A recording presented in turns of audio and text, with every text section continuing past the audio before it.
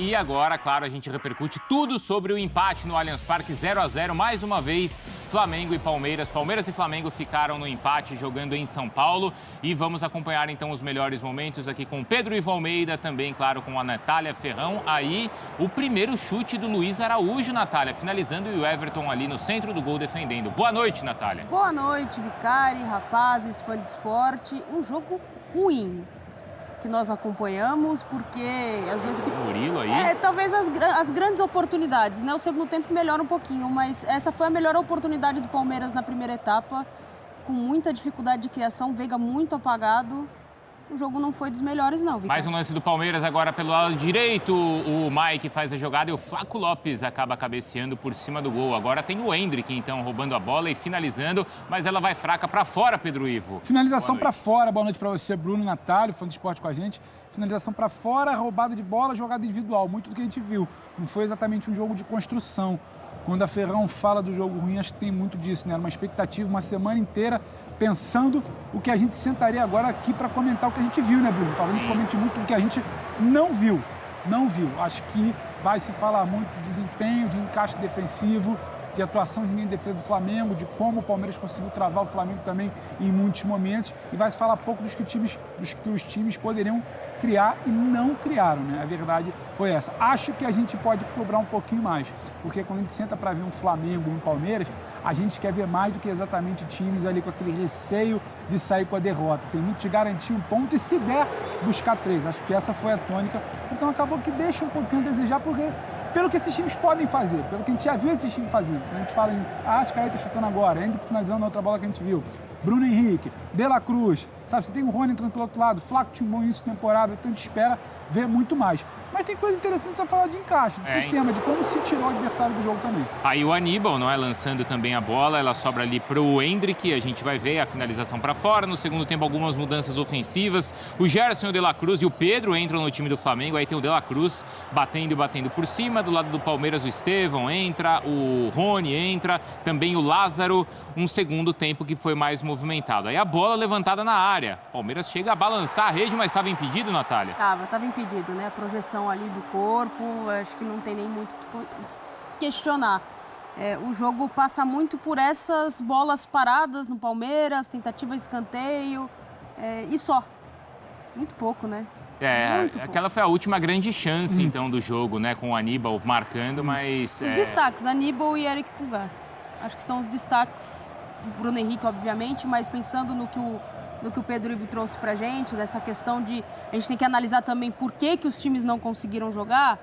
A gente tem que falar desses dois jogadores que no meio de campo tomaram conta. Porque se a gente está falando de um 0-0 e a Natália destacando dois volantes como os melhores do jogo, o placar talvez reflita, então, o que esses dois meio-campistas fizeram, Mauro Naves. Boa noite. Boa noite a todos, ao fã de esportes que está conosco. Eu acho que assim, o Bruno Henrique até deve ter ganho a eleição no melhor do jogo, né? Foi bem, fez um bom jogo, sim. Fez um bom jogo. Acho que os dois zagueiros do Flamengo também. Porque pouca gente tentou jogar. Pouca gente tentou jogar. O Bruno tentou jogar desde o início, então isso já o difere dos demais. Talvez o Henrique, mas acho que o Henrique muito com bola e pegando, e marcando, e chegando, porque exatamente sem bola. Não é só tentar, né, Pedro? É conseguir jogar, né? O Arrascaeta talvez quisesse e não conseguiu. Agora, para a expectativa toda que a gente criou, ver o número de finalizações é desanimador para um jogo como esse, né? Um clássico, talvez o jogo da rodada. Claro, tivemos outros, Bavi, etc., mas desse jogo aí se esperava muito.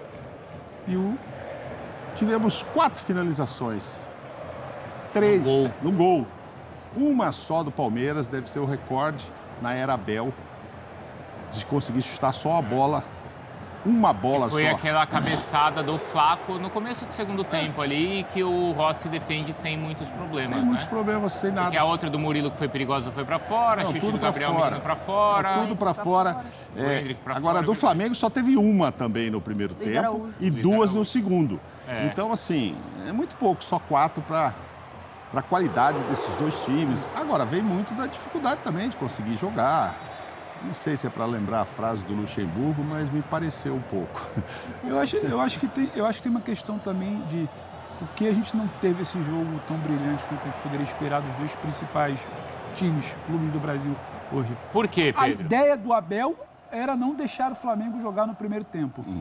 e a escalação do Tite tirava o que o Flamengo tinha de melhor para jogar. Porque você fica sem Pedro no primeiro tempo com o Carlinhos, complica. Você não tem o De La Cruz para dar um dinamismo, facilita para o Palmeiras marcar, porque é só... Como é que foi a tônica do primeiro tempo?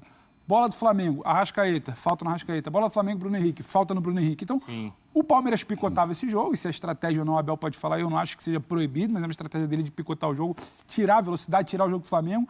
Então, o pouco que o Flamengo tinha, que era Bruno e Arrascaeta, o Palmeiras chegando muito, travando muito. E quando você tem um Carlinhos... Mas do outro lado tinha isso também? Quando o Endrick pegava a bola, o Flamengo picotava ou não? Eu acho que tinha muito mais do outro lado. Do lado do palmeirense. E uma coisa também que explica que não é só falta, pra gente não ficar só no debate de falta, que eu acho que vai ser muito falado. Foram 37 faltas no jogo, 14 faltas cometidas pelo Palmeiras só no primeiro tempo, mas eu acho que tem uma situação também de ordem tática. O Flamengo tem dificuldade para sair jogando quando pressionado, então você acaba tendo bem e você acaba tendo menos a bola chega com menos qualidade. O que você faz? Chicão, bola para frente, bico para frente, bola longa. O Carlinhos não é o Pedro, não é o cara que vai prender essa bola, esperar alguém passar, não é o cara que quando a bola está um pouco mais travada, só tem o Arrascaeta no meio, ele não vai sair para dar jogo no meio de campo. Por 2 ou 3 vezes, a gente foi aquela sensação, a gente até comentava, né? O jogo está melhor para o Flamengo no segundo tempo. Por 2 ou 3 vezes, assim que o Pedro entra, ele já arrasta o Murilo lá no meio de campo. Então ele arrasta o Murilo, abre um clarão, por ali entra o Arrascaeta, depois entra o Gerson, depois entra o De La Cruz. Então, essa característica do Pedro também, sem bola, ou de ir buscar essa bola no meio de campo e dar a opção de jogo, muda a dinâmica do segundo tempo. Não tinha isso no primeiro tempo. Então, você ter o Carlinhos te gera menos jogo, você não ter o De La Cruz, a tua dinâmica de meio de campo fica comprometida, só o Arrascaeta está muito bem marcado pelo Palmeiras.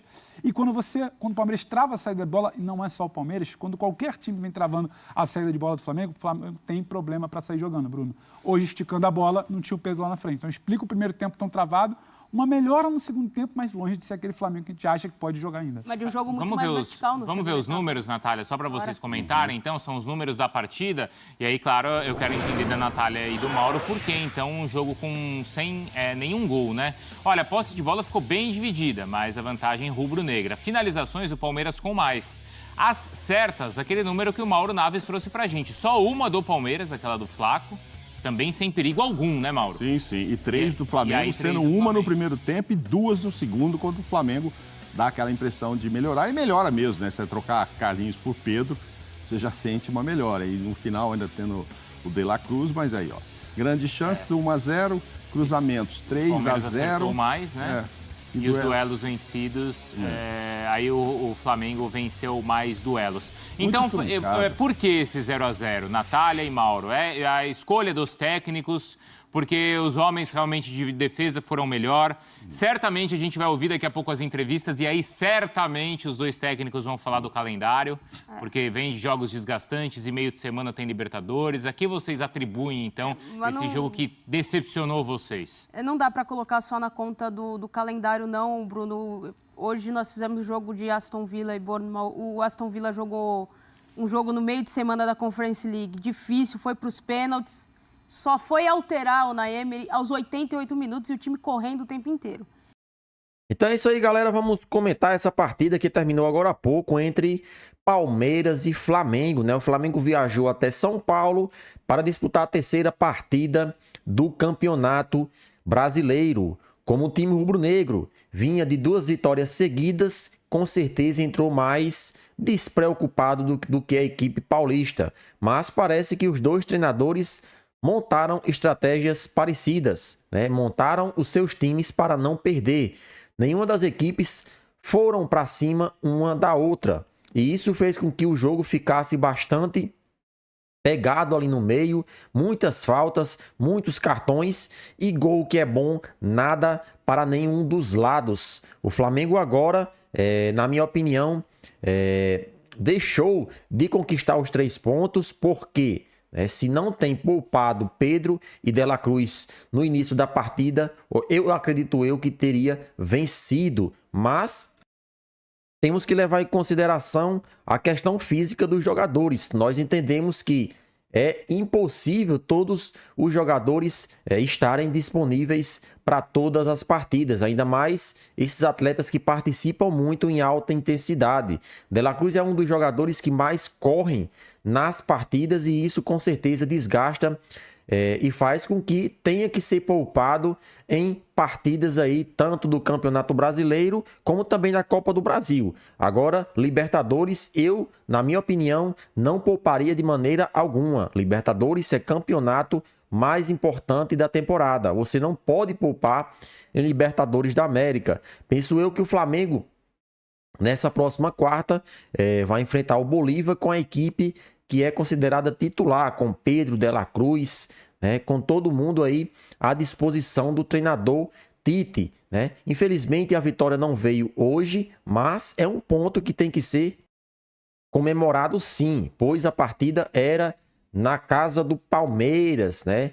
E no retorno terá o jogo de volta no Maracanã. Eu falo sem sombra de dúvidas, o Flamengo, se tivesse apertado, se tivesse se esforçado, teria vencido essa partida. Só que devemos entender que a questão física tem prejudicado ao Flamengo, porque são muitos jogos importantes. Então, infelizmente, você não tem como jogar em alta intensidade todos os jogos. E Tite ainda poupou alguns jogadores aí, entrou no segundo tempo, mas infelizmente não conseguimos sair com um resultado positivo. Tanto é que o Flamengo, com os titulares, foi até melhor do que o Palmeiras. Levou mais perigo ao gol adversário e quase fez o gol que daria a vitória ao nosso Mengão. Mas não tenho que lamentar. Agora é focar no próximo jogo, que vale a liderança do grupo E da Libertadores da América. Se o Flamengo vencer, assume a liderança, e se o Bolívar vencer,